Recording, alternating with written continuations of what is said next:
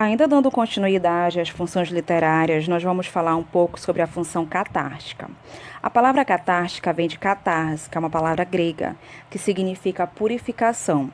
Ela foi usada por Aristóteles ao afirmar que as tragédias, as representações teatrais, purificam as emoções.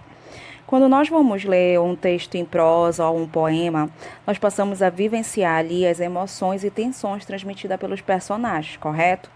Tanto nós, leitores, quanto os escritores estariam descarregando suas próprias tensões, medos, frustrações e assim se libertando, se purificando dessas emoções negativas.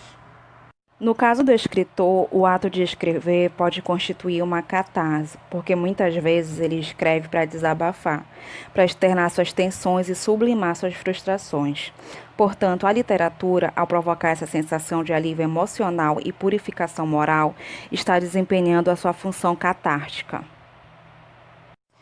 Eu trago a vocês aqui um soneto, Sorriso Interior de Cruz e Souza, um poeta simbolista. Esse soneto faz parte de uma obra póstuma chamada Últimos Sonetos. Eu vou ler com vocês esse soneto. O ser que é ser e que jamais vacila, nas guerras imortais entra sem susto, leva consigo esse brasão augusto do grande amor da nobre fé tranquila. Os abismos carnais da triste argila, ele os vence, sem ânsia e sem custo. Fica sereno no sorriso justo, enquanto tudo em derrodor oscila. Ondas interiores de grandeza dão-lhe essa glória em frente à natureza, esse esplendor, todo esse largo eflúvio. O ser que é ser transforma tudo em flores, e para ironizar as próprias dores, canta por entre as águas do dilúvio. Como falei anteriormente, esse soneto tem característica da função catártica, pois nos permite divagar pelas palavras e deixar que ela nos leve a sentir a mesma tensão do poeta. É uma reflexão sobre o ser humano, especialmente sobre o ser humano idealizado. Esse soneto funciona como uma espécie de descarga emocional do poeta, porque ele apresenta uma grande tensão humana. Ele apresenta um homem que sente dor, que sofre, que possui abismos, mas ele nega tudo isso como defesa, para que tudo aparentemente fique bem. E por último, nós vamos falar sobre a função político-social da literatura, né?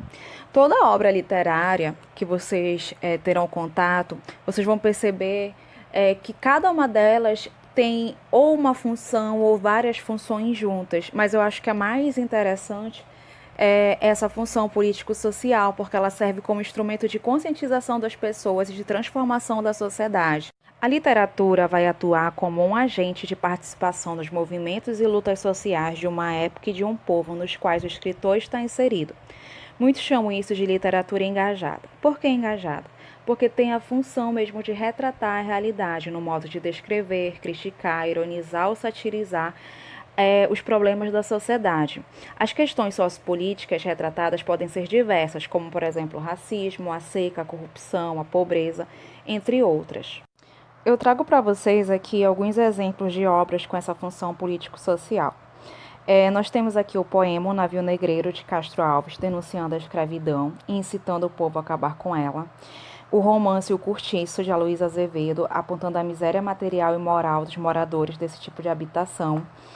E o poema Morte e Vida Severina, de João Cabral de Melo Neto, denunciando a vida sofrida do sertanejo e a exploração do seu trabalho pelos donos de terra do Nordeste brasileiro.